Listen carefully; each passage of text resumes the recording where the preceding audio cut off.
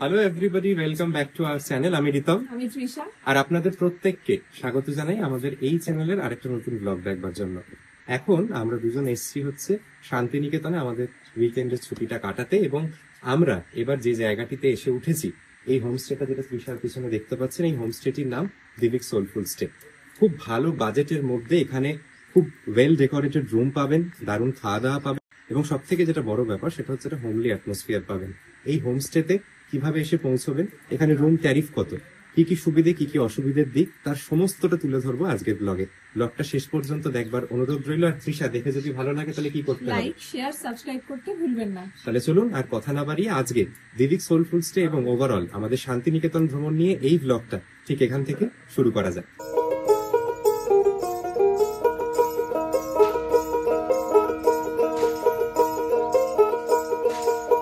দেখেছি ডোবসাগরে মনের মানুষ কাঁচা সোনা, দেখেছি ডোবসাগরে মনের মানুষ কাঁচা সোনা। তবু তারে ধরি ধরি, তারে ধরি ধরি মনে করি, ধরতে গেলে ধরা দেয় না, তারে ধরতে গেলে ধরা দেয় না। দেখেছি ডোবসাগরে মনের মানুষ কাঁচা সোনা, দেখেছি ডোবসাগরে মনের মানুষ কাঁচা সোনা।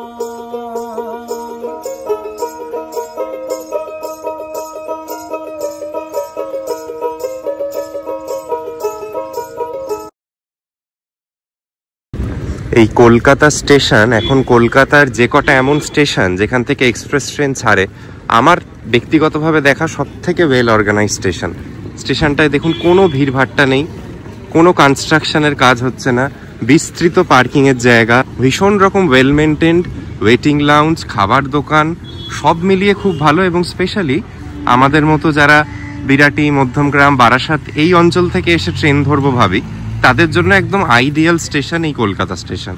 এই যে রিটায়ারিং রুমে যাওয়ার রাস্তা, আর এখানে খুব সুন্দর ব্যবস্থাপনা, ক্লোক রুমের ফেসিলিটি আছে, ওয়েটিং লাউঞ্জ আছে, এত বড় খাবার দোকান।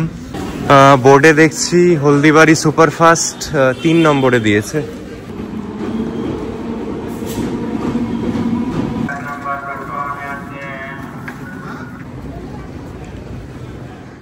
আচ্ছা, এই হচ্ছে Kolkata Haldibari superfast express. Kolkata station থেকে ছাড়ার সময় হচ্ছে সকাল 9:05 নাগাদ। আমরা বোলপুরে পৌঁছে যাব 11:15-র মধ্যে। এখন এই ট্রেনটাতে দেখছি 3টে এসি থার্ড টিয়ারের কিন্তু কোচ অ্যাড করা হয়েছে, তাই এখন এই ট্রেনটায় যারা যাবেন তারা শুয়ে শুয়ে আরামসে যেতে পারেন এসিতে। আর একটাই প্রবলেম হচ্ছে, এটা একদম বিকেলের দিকে, ওই বোধহয় 6টা সাড়ে 6টা নাগাদ গিয়ে এনজেপিতে পৌঁছয়। যদি ওভারনাইট স্টে করে যেতে পারেন কোথাও, এই ট্রেনের কিন্তু টিকিট পাওয়ার ক্ষেত্রেও খুব একটা কোনো চাপ হয় না। আর এই আমাদের এসি চেয়ার কারের কোচ C1। চলুন ভিতরে যাই, কিরকম কি ব্যবস্থাপনা দেখাচ্ছি। এখনো লোকজন সেভাবে আসেনি, আমরাই প্রথমে এসছি। বেশ পরিষ্কার পরিচ্ছন্ন কম্পার্টমেন্ট, ভালো লাগলো।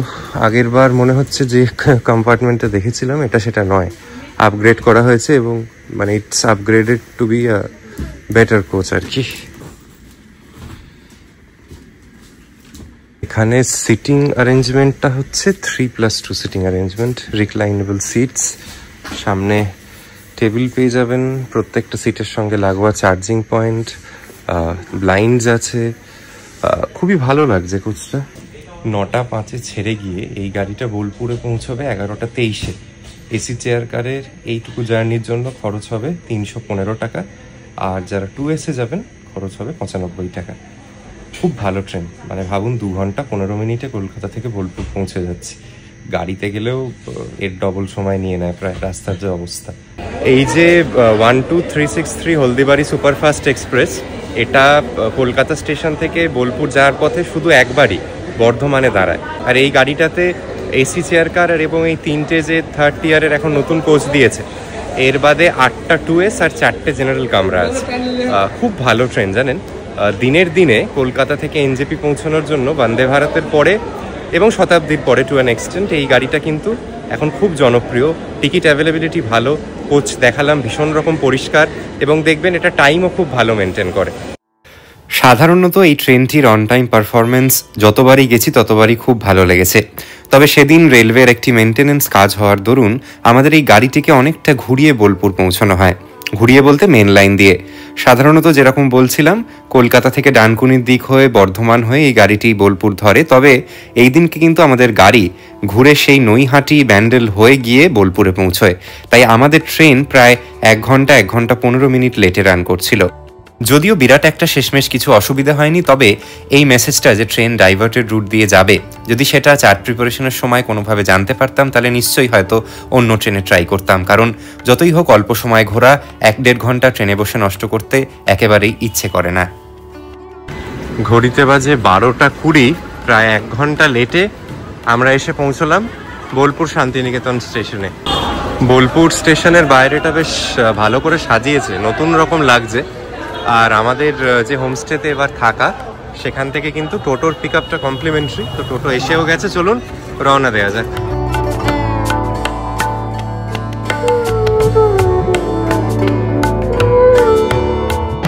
যাকে তৃষার সাথে তো ট্রেনে কথাই বলানো হয়নি। তৃষা, শেষ 3 বছরে এই নিয়ে 5th টাইম, কেমন লাগছে? আমার শান্তিনিকেতন পুরোনো হয় না, মানে যতবার আসি ততবারই ভালো লাগে। একদম একদম, বরাবরই শান্তিনিকেতনের জন্য খুব এক্সাইটেডও থাকি। আজকে ট্রেনটা যে লেট করছে, আমি বলছি শান্তিনিকেতনটা 1 ঘন্টা লেটে পৌঁছানোটা আমি মেনে নিতে পারছি না। ঠিক কথা। আর আমরা যে হোমস্টেটিতে উঠছি, দিভিক সোলফুল স্টে, সেটাই বোলপুর শান্তিনিকেতন স্টেশন থেকে ঠিক 5 কিলোমিটার মতো দূরে। টোটোতে 20 মিনিট মতো সময় নিতে পারে। এবং আপনারা যারাই আসছেন, যে কোনো রুম ক্যাটাগরি যা বুক করুন না কেন, সবার জন্যই কিন্তু এই টোটোর পিক আপটা complimentary and part of the tariff.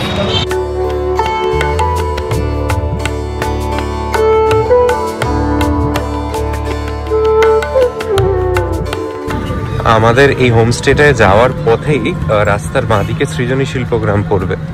ওখানে ভিড় দেখুন। এই উইন্টারে উইকেন্ড ডেস্টিনেশন হিসেবে বোলপুর বাঙালি মানুষদের কাছে অনেক সময় 1 নম্বর চয়েস হয়ে ওঠে, এবং যে পরিমাণ টোটো আর গাড়ি এসছে সেটাই খানিক আন্দাজ পাবেন। এই আমার বাঁদিকে হচ্ছে সৃজনী শিল্পগ্রাম। স্টেশন থেকে এই মিনিট 15 যাত্রা শেষ করে আমরা পৌঁছলাম আমাদের এবারের যেখানে স্টে, দিভিক সোলফুল স্টেতে। চলুন এই হোমস্টেটা আপনাদের ঘুরিয়ে দেখাই। এটার লোকেশনের ব্যাপারটা বলে দিই। মোটামুটি সৃজনী শিল্পগ্রাম যদি আপনারা চেনেন, ওখান থেকে টোটোতে 5 মিনিট লাগে। আর বোলপুরের যেটা নবনালন্দা স্কুল, একদম সেখান থেকে হাঁটা পথ। চলুন আস্তে আস্তে ভিতরে যাই। এই হচ্ছে ফার্স্ট ইমপ্রেশন অফ দিভিক সোলফুল স্টে।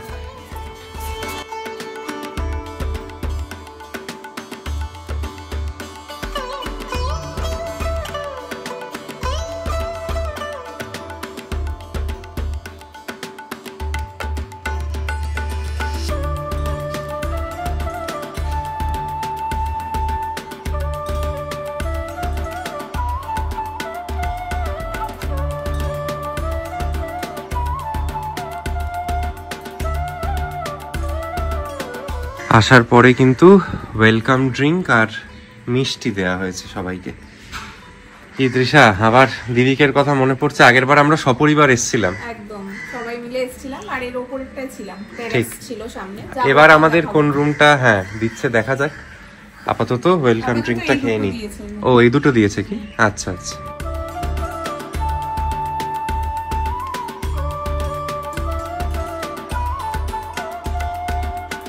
আচ্ছা, এটা হচ্ছে আজকে আমাদের রুম দিভিক সোলফুল স্টেতে। আপনাদের একটু ঘুরিয়ে দেখিয়ে দিই। রুমটা না আবার খুব অন্যরকম ভাবে সাজানো, unlike anything that you might have seen before in Shantiniketan. ঢুকে বাঁদিকে এরকম একটা বড় জিনিস রাখবার জায়গা, এখানে লাগেজ রাখতে পারেন। এদিকে একটা স্টাডি টেবিল, আর এখানে কিছু বই অলরেডি দেয়া আছে, বাচ্চাদের গল্পের বই, এনসাইক্লোপিডিয়া, আরও নানা কিছু। এদিকে একটা ছোট টেবিল ল্যাম্প। এই রুমটায় আছে একটা কুইন বেড, এবং কুইন বেডের দুদিকে দুটো সাইড টেবিল আছে। সাইড টেবিলগুলোয় ল্যাম্প এবং ইলেকট্রিক কেটলি দেওয়া আছে রুমটায়। রুমে জানালা এদিকে একটা, এই দিকে একটা, দুটো, ওই দিকে একটা, 3টে। মানে আমি একটু পরে পর্দাগুলো সরিয়ে দেবো, তখন বুঝতে পারবেন রুমটা কত এয়ারই লাগে। আর আমি রাদার ভুল বললাম, 4টে জানলা আছে এইটুকু ঘরে। 1, 2, 3, 4, তো প্রচুর আলো হাওয়া খেলবে। আর যেটা সব থেকে সুন্দর করে দেয় রুমটাকে সেটা হচ্ছে এই যে বেড দেখছেন, বেডের ওপর এইরকম ওনারা কাপড় দিয়ে একটা ওই ফ্রিল টাইপের করেছেন। তো এটা না এই রুমটার লুকটাকে কমপ্লিটলি এনহ্যান্স করে দেয়।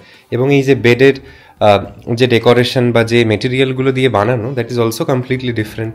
বেডশিটের কালার চয়েস দেখতে পারেন, এমনকি মানে কত ওয়েল থট অফ ভাবুন, এই যে পিঠে হেলান দিয়ে যে বসবার জন্য একটা আলাদা করে যেগুলো ওই ফোমের যে নেক সাপোর্ট বা ব্যাক সাপোর্ট পিলো হয় সেই রকম দেওয়া আছে।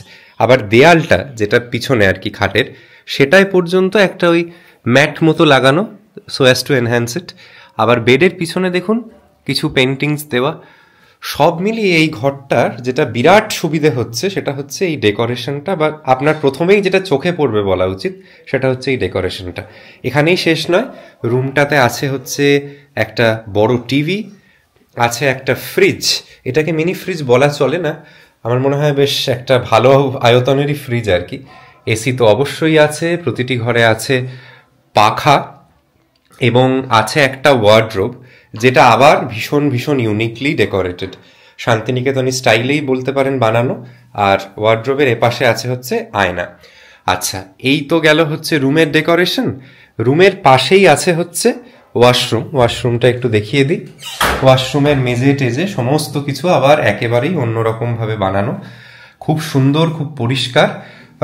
খুব যে বড় বলবো না, ওয়াশরুমটা মাঝারি সাইজের বাট ভীষণ ওয়েল মেনটেন্ড। আছে গিজারের ব্যবস্থাপনা, ওয়েস্টার্ন টয়লেট আছে, বেসিন এরিয়া আছে, সব মিলিয়ে টয়লেটটাও কিন্তু খুব খুব সুন্দর। আচ্ছা, এই যে সুন্দর ওয়ার্ড্রপটা, এটা কিন্তু জাস্ট নট ফর শো, এর মধ্যে অ্যাকচুয়ালি প্রচুর রকম জিনিস আছে। 3খানা কোল বালিশ, হ্যাঁ, এই এটার মাথায় আছে হচ্ছে একটা মসকুইটো, ওই কি বলবো, এগুলোকে মশা মারার ব্যাট বলতে পারেন, ইংলিশে ঠিক কি বলে আমি জানি না। তারপরে এখানে ওই লাগেজ টাগেজ তো রাখতেই পারেন, মানে এখানে ওই হ্যাঙ্গার ট্যাঙ্গার দেওয়া আছে, এক্সট্রা গায়ে দেওয়ার মতো একটা কম্বল আছে, এবং নিচে আরো দেখছি কম্বল, ইস্ত্রি, মশারি, মানে আর কিছু বাকি রাখেননি আর কি, সব দিয়ে দিয়েছে। এই 2800-3500 টাকা যে রেট পাবেন আপনারা, ডিপেন্ড করছে, তার মধ্যে সবই আছে। এখানে আবার রুমের সঙ্গে কিন্তু কমপ্লিমেন্টারি ওনারা ওই চা কফি বানানোর মতো সরঞ্জাম দিয়েছে, 2টো কাঁচের গ্লাস, 2টো কফি কাপ, আর এখানটা দেখুন একটা ছোট্ট ইনডোর প্ল্যান্ট দিয়ে সাজানো। আচ্ছা, এই যে ওপরের বেডটা আপনাদের দেখালাম, এছাড়াও কিন্তু থার্ড পার্সন শোয়ার জন্য নিচে আরেকটা একদম ওই চাকা দেয়া বেড আছে, এটাকে টেনে নিলে থার্ড পার্সন শুতে পারেন। এই খাটগুলো মানে মোটের উপর 2জন শুলে ঠিকঠাক, 3জন বড় মানুষ না চওড়ায় ধরবে না, তো থার্ড পার্সনের জন্য এই নিচের বেডটা ব্যবহার করতে পারেন। প্রতিটা যে রুম আছে, রুমের সঙ্গে কিন্তু হেয়ার ড্রায়ার ওনারা দিয়েছেন, টাওয়েল তো আছেই, আর একটা কিট আছে। এখানে ওই শ্যাম্পু, সাবান টাবান, তারপর ব্রাশ, কোম্ব, টুথপেস্ট এইসব আছে। আর আরেকটা দেখুন ডেডিকেটেডলি কিন্তু ডেন্টাল কিটও দিয়েছে। বাড়ি থেকে আলাদা করে কিছু আর আনবার দরকার পড়বে না।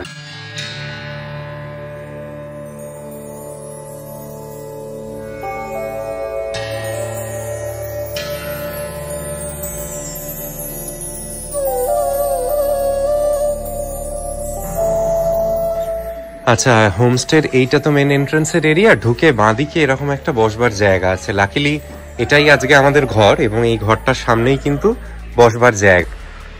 এই যে হোমস্টে, এটা দিবিক সোলফুল স্টে, এটা কিন্তু ওয়েস্ট বেঙ্গল গভর্নমেন্টের একটা গোল্ড ক্যাটাগরি হোমস্টে।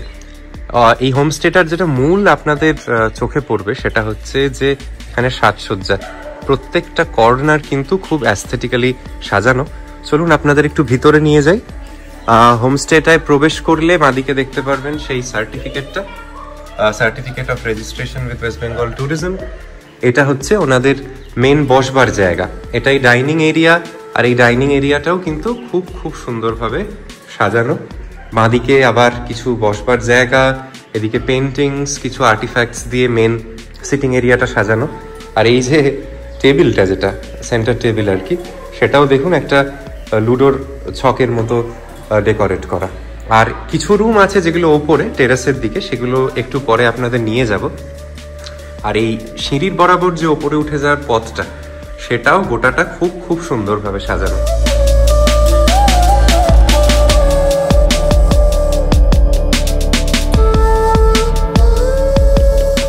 আচ্ছা, এবার এই হোমস্টেটার ব্যাপারে কয়েকটা ইম্পর্টেন্ট ইনফরমেশন আপনাদের সঙ্গে একটু শেয়ার করে দিই। এই যে হোমস্টে দিভিক সোলফুল স্টে, এটায় 2টো ফ্লোর মিলিয়ে টোটাল 5টা রুম আছে। প্রতিটা রুম কিন্তু একই রকমের কম বেশি, এবং সেজন্য ট্যারিফটাও একই। প্রতিটা রুমের ট্যারিফ হচ্ছে 3,500 টাকা করে, তাতে 3 জন বড় মানুষের থাকা ইনক্লুডেড। 12 বছর অবধি যদি কোনো ছোট বাচ্চা আপনাদের সঙ্গে আসে, চার্জেস লাগবে না। ইন কেস কোনো 4th পার্সন আপনারা চান রুমে থাকুক, সেক্ষেত্রে 500 টাকা অ্যাডিশনালি দিতে হবে।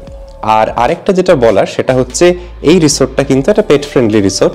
পেটদের অবশ্যই সঙ্গে আনতে পারেন, এবং তাদের অ্যাকোমোডেশনের জন্য আলাদা কিন্তু কোনো চার্জেস নেই। এটা তো একটা দিক, এবং দিস ইজ মানে solo traveller friendly homestay as well. আপনি যদি একা মানুষও এখানে এসে থাকতে চান, কোনো প্রবলেম হবে না। আর আরেকটা যেটা মূল আমার মনে হয় ইম্পর্টেন্ট কথা আপনাদের জেনে রাখা দরকার, সেটা হচ্ছে এই হোমস্টেটিতে ওইভাবে কিন্তু 4 টাইমস মিল নিয়ে কোনো আলাদা ফুড রেট কিছু নেই। প্রত্যেকটা রুমের সঙ্গে ব্রেকফাস্টটা কমপ্লিমেন্টারি, এবং যেরকম বললাম টোটোয় আপনাদের স্টেশন থেকে পিক আপটাও কমপ্লিমেন্টারি। খাবার আপনারা যা খাবেন সেটা আলা কার্টেতে অর্ডার করে দিলে ওনারা রেডি করে দিতে পারে। আমরা যেরকম আজকে একটা থালি নিচ্ছি, সেটাই কি কি আছে দেখাবো, এবং রেটটা কত পড়েছে সেটাও খাবার জায়গায় গিয়ে আপনাদের বলবো। চলুন, আর আপনাদের বোর করবো না, এবার এই হোমস্টেটার যেটা ওপরের মানে টেরাসের দিকটা, সেটা ঘুরিয়ে আনি। সেটাও কিন্তু খুব সুন্দরভাবে সাজানো। আর এই হোমস্টেটা আপনারা নোটিস করেছেন কিনা জানি না, এখানে না একটা র্যাম্প করা আছে। যদি এমন কোনো মানুষ সঙ্গে আসেন যার হুইল চেয়ার ব্যবহার করতে হয়, তারও কিন্তু ওঠা নামার ক্ষেত্রে কোনো প্রবলেম নেই। এই হোমস্টেটার গেটের ভিতরে কিন্তু 4 চাকা রাখার প্রভিশন নেই। এই হোমস্টেটার বাইরেই, মানে উইদিন দেয়ার সিসিটিভি প্রেমাইসেস যে লেনটা, সেখানে আপনারা 4 হুইলার রাখতে পারেন উইথ নো অ্যাডেড কস্টস। আর যারা ড্রাইভার নিয়ে আসবেন তাদের ক্ষেত্রে একটু বলে দিই, ধরুন যারা ড্রাইভার নিয়ে আসছেন, ড্রাইভারের অ্যাকোমোডেশন হোমস্টের ভিতরে নেই, ওনারা এর পাশে একটা হোটেলে ব্যবস্থা করে দেয় ওই প্রান্তিকের দিকে। ওখানে ওই পার ডে খরচটা ড্রাইভারদের থাকার জন্য 500 থেকে 700 টাকার মধ্যে। তো গাড়িটা এখানে রেখে দিয়েও মানে আপনার ড্রাইভার ওই অ্যাকোমোডেশনে যেতে পারে, বা ওই অ্যাকোমোডেশনে গাড়িটা সমেত কিন্তু থাকবার ব্যবস্থা আছে। তো যেটা ইচ্ছে আপনাদের, দুরকমই ফ্যাসিলিটি আছে। ড্রাইভার্স অ্যাকোমোডেশনটা বলে রাখা ভালো, হোমস্টের মধ্যে ওই জন্য নেই আর কি, ওনারা ওই বাইরে অ্যারেঞ্জ করে দেয়।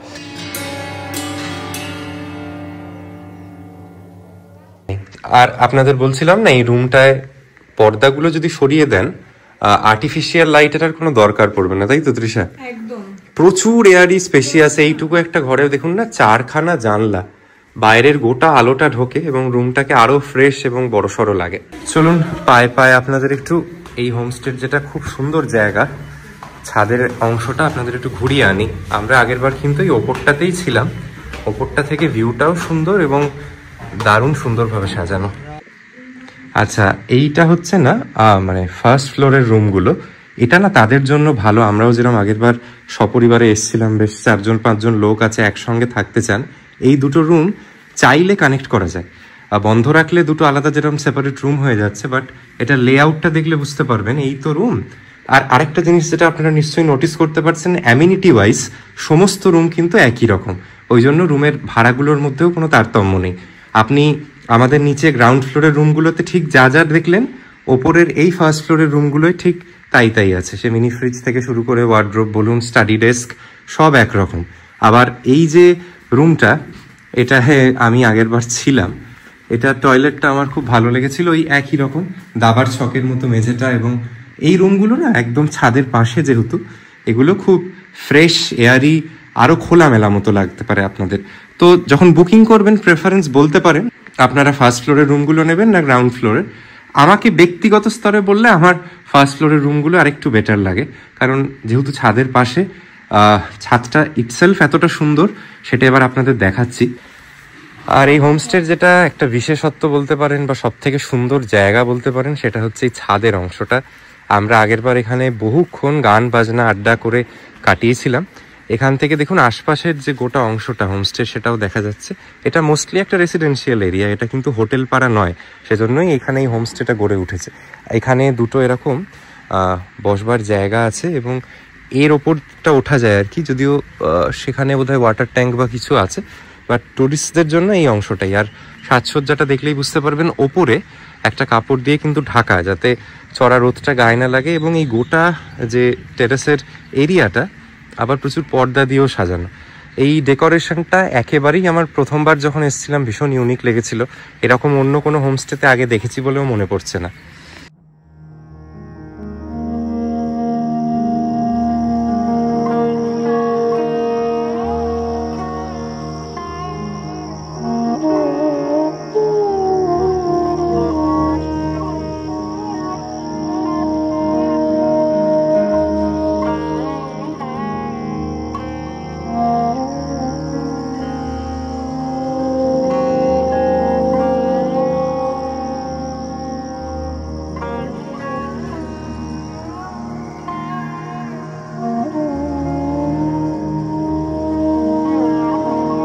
আচ্ছা, আপনাদের যে রুম ট্যারিফগুলো বললাম এই 3500 টাকা করে, যদি আমার এই ভিডিওটা দেখে কেউ এখানের ওনারদের অ্যাপ্রোচ করে, নিচে তো নাম্বার ফ্ল্যাশ করছি যখন কথা বলছি, তাহলে কিন্তু ওনারা কিছু ডিসকাউন্ট অবশ্যই এক্সটেন্ড করবে।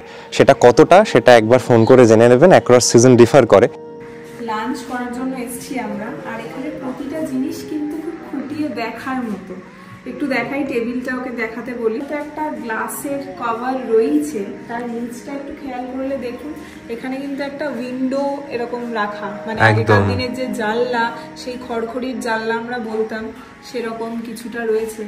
এছাড়াও এদিকটা দেখুন একটা দরজাটা বেঞ্চের আকৃতি পেয়েছে আর কি। তো প্রতিটা জিনিস কিন্তু খুব খুঁটিয়ে দেখার মতো, এখানে এত ভালো মানে শৈল্পিক কাজ বলা যায় এখানে প্রতিটা। আর আরেকটা জিনিস যেটা তৃষা বললো না, সেটা হচ্ছে এই পিছনে দেখুন আবার একটা ফিশ অ্যাকুয়ারিয়াম আছে, যেটা একদম খাবার জায়গাটাকে বেশ সুন্দর আলো করে রেখেছে। লাঞ্চ আমাদের সার্ভ করে দিয়েছে, আর কাঁসার থালা, কাঁসার গ্লাসে লাঞ্চের একটা আলাদাই ব্যাপার কিন্তু। তো দেখিয়ে দিই কি কি দিয়েছে লাঞ্চে আমাদের। লাঞ্চে রয়েছে ভাত, ডাল, বেগুন ভাজা, ফুলকপির তরকারি, চিকেন রয়েছে, চাটনি, পাঁপড়, আর এখানে স্যালাডটা কিন্তু বেশ সুন্দর করে সাজিয়ে দিয়েছেন ওনারা। বাহ।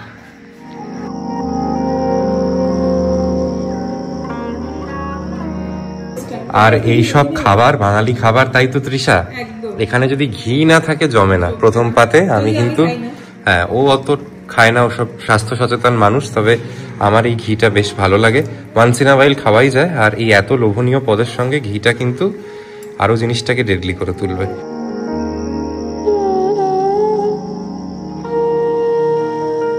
আমি আর তৃষা এবার যাচ্ছি হচ্ছে সোনাঝুরি হাটের দিকে। আমাদের বোলপুরে এলে যে জায়গাটা আমরা প্রত্যেকবার গিয়ে থাকি, তার মধ্যে এই সোনাঝুরির হাটটা। তৃষার এবার কি কিছু কেনাটেনার প্ল্যান করেছিস? আমি কোনোবার প্ল্যান করি না, কিন্তু গিয়ে এত মানে আমি একদম দেখে কিনতেই থাকি, মানে আমি নিজেকে আটকাতে পারি না। সেটাই। আর এই হোমস্টেটা থেকে মোটামুটি ওই 4-4.5 কিলোমিটার ডিস্টেন্স সোনাঝুরি হাটটা। এটা তো সৃজনীর দিকটা, মানে সোনাঝুরির হাটটা কিন্তু একেবারে মানে নিকটবর্তী নয়, এই টোটোতে মিনিট 15-20 মতো নিতে পারে। যাওয়ার পথে কি কি দেখতে পাচ্ছি সেসব তো দেখাবোই, এবং সোনাঝুরির হাটটা শীতকালে একদম জমজমাট থাকে, তাই তো তৃষা? বেস্ট টাইম, হ্যাঁ, সব থেকে বেশি লোকজন থাকে আজকের দিনটা। তো ভালো লাগবে আশা করি। চলুন আর কথা বাড়াচ্ছি না, আপনাদের ওটা তো দেখাবোই, এবং আরেকটা যেটা নতুন জিনিস সেটা হচ্ছে এখানে কঙ্কালীতলা মায়ের যে মন্দির, সেখানে কিন্তু একটা সন্ধ্যা আরতির নতুন অ্যারেঞ্জমেন্ট করা হয়েছে। ওই অনেকটা বেনারসে যেরকম গঙ্গা আরতি হয়, ঠিক সেরকম স্টাইলে কিন্তু এখানে সন্ধ্যা আরতি হচ্ছে, সেটাও আজকে আপনাদের সামনে কিন্তু তুলে ধরবো।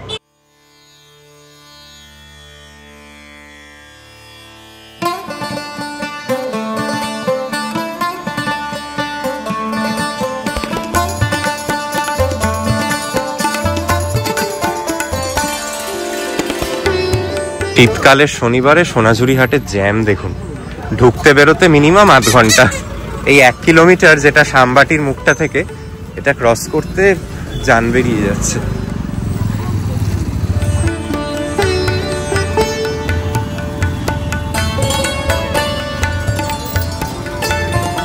আর এই বাইরে থেকেই কিন্তু হাট বসে গেছে, জমজমাট একদম।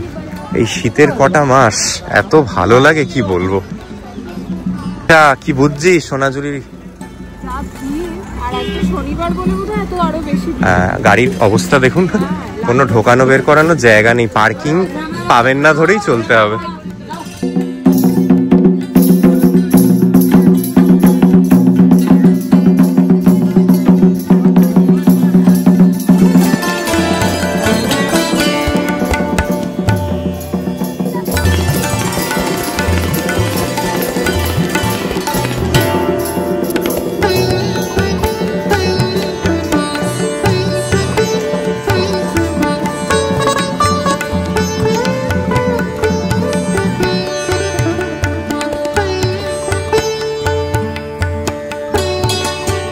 শুধু মানুষের মাথা দেখা যাচ্ছে, ভিড় দেখুন কি পরিমাণ বিক্রি বাট্টা হয় ভাবতে পারছেন এই একটা শনিবার কেন্দ্রিক।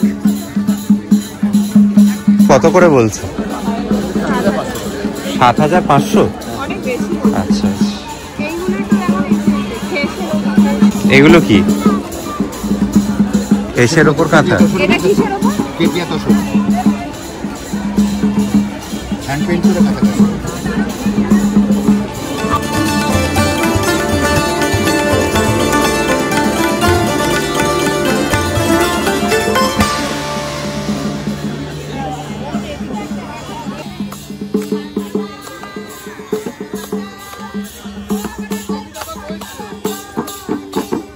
আছে রাবড়ি আছে, দই আছে।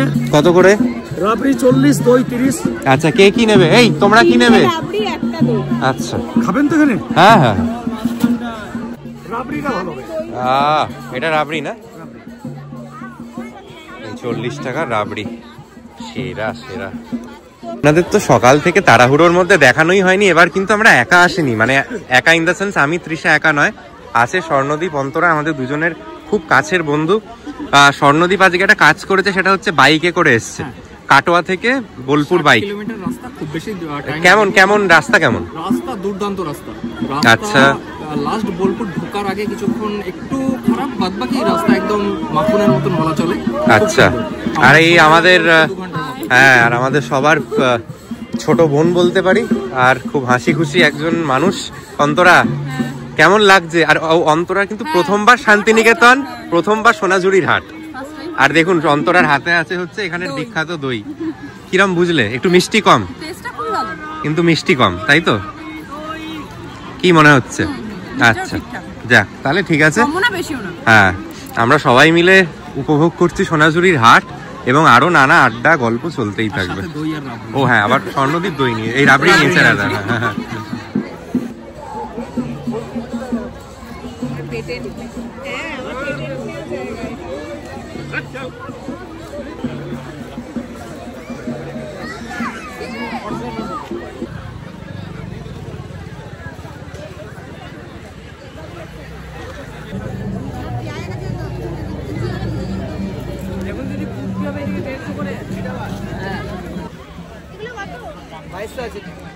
কম হয়ে যাবে যখন।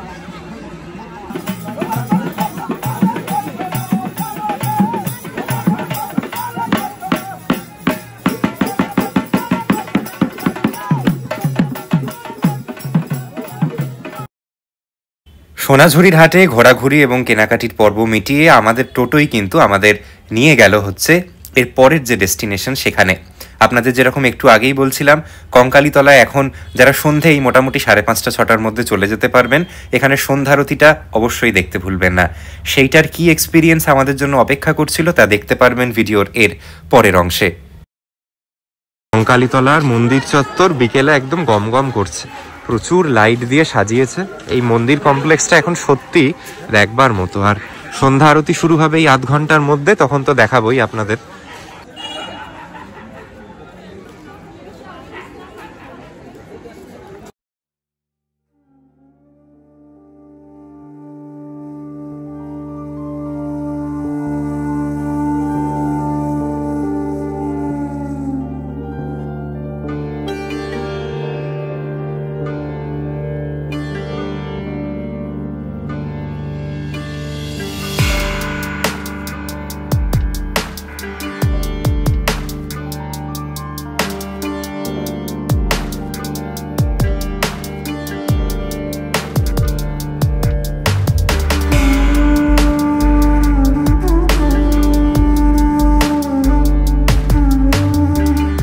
কঙ্কালীতলা মন্দিরের পিছন দিকটাই তো কোপাই নদী বয়ে যায়। ওই কোপাই নদীকে ঘিরে কিন্তু এই আরতির নতুন একদম শুরু হয়েছে। প্রচুর পর্যটকরা এসছে। আপনারাও এরপর যখনই আসবেন এইটা মিস করবেন না। আগে আমরা বরাবর নিজেরাও কঙ্কালীতলা ভোরবেলার দিকে কি সকালের দিকে এসছি, এখন বিকেলটা একটা দারুণ লাগছে। এবং এটা শুরুটা হয় ওই 6:10 নাগাদ, মোটামুটি আধ ঘন্টা চলে।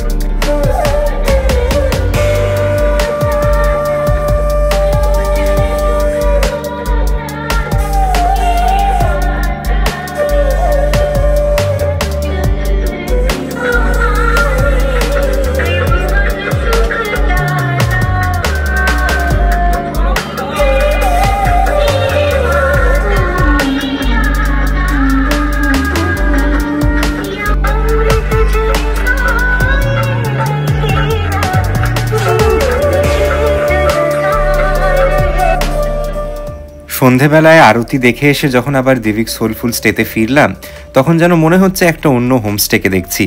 এত সুন্দর আলোর সাজসজ্জা এই হোমস্টেটিকে ঘিরে আপনারাও বিকেলবেলা দারুণ এনজয় করবেন, এবং কথা দিতে পারি সকালবেলা যেভাবে হোমস্টেটিকে দেখে হয়তো বেরোবেন, সন্ধেবেলা এসে মনে হবে যে একদম সম্পূর্ণ একটা নতুন ভাবে এবং নতুন রূপে যেন হোমস্টেটা আপনাদের সামনে ধরা দিচ্ছে।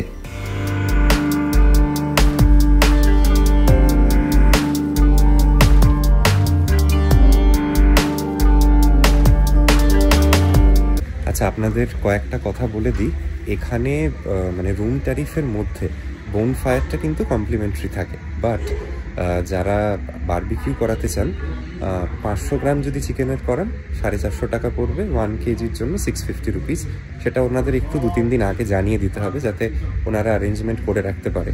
নিচে এখন বোন ফায়ারের প্রস্তুতি চলছে, তো কীরকম কী লাগছে সেটা আপনাদের জানাবো। বাইরে তো ভীষণ ঠান্ডা, আমাকে দেখে খানিক আন্দাজ করতে পারছেন। এখানে রাত্রির বেলা এখন 10-11 ডিগ্রিতে নেমে যাচ্ছে টেম্পারেচার। তো ভালো মতো শীতের পোশাক আনবেন আপনারা যারা এই আগামী মাস এই পৌষ মেলা এমনকি হোলি অবধিও, ওই সময়টা অবধি কিন্তু ভালো ঠান্ডা থাকে। এই বনফায়ারে আগুন জ্বলে গেছে, দারুণ লাগছে। এই ঠান্ডার মধ্যে না।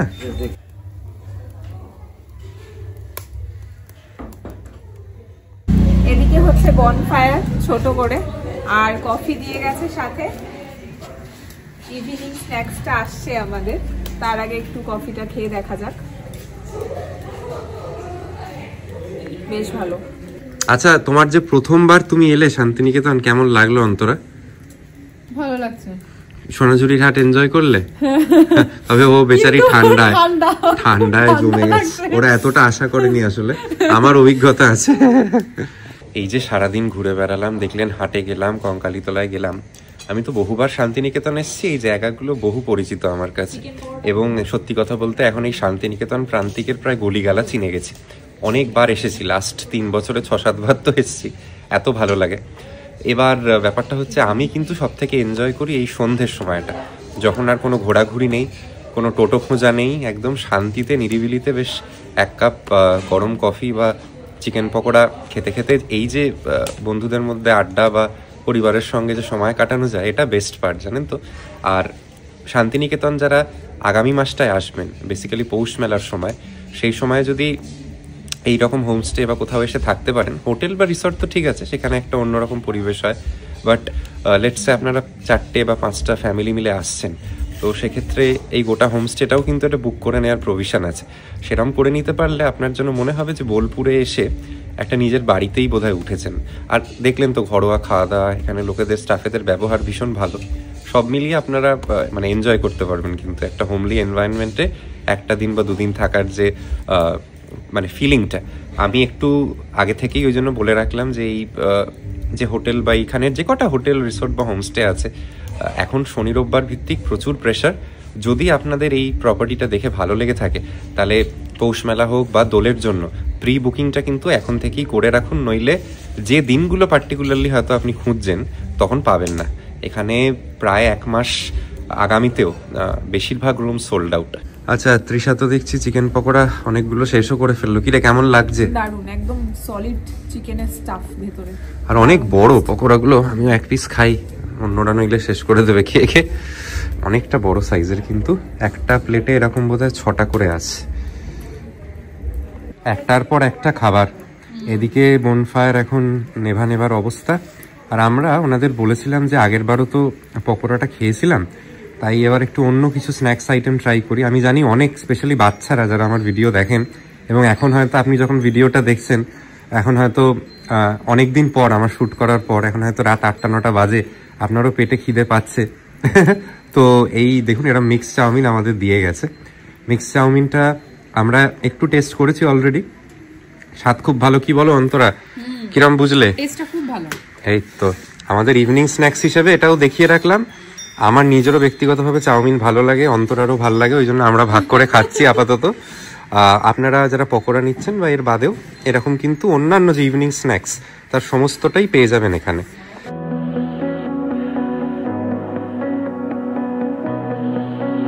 কোনো অংশ যদি আপনাদের ভালো লেগে থাকে তাহলে অবশ্যই ভিডিওটা শেষ করে দেওয়ার আগে আমার এই চ্যানেলটি সাবস্ক্রাইব করতে ভুলবেন না। আর যদি আমার ওভারঅল একটা অভিজ্ঞতাকে জিস্ট করতে বলেন তাহলে এটুকুই বলবো যে আমার এই থাকার অভিজ্ঞতাকে আমি 10-এর মধ্যে 9 নম্বর দেব। রুমগুলো আমার একটু ছোট লেগেছে, তার বাদে বিশেষ করে আর কোনো জায়গায় কোনো কমপ্লেন্টের কিন্তু ওনারা সুযোগ দেননি।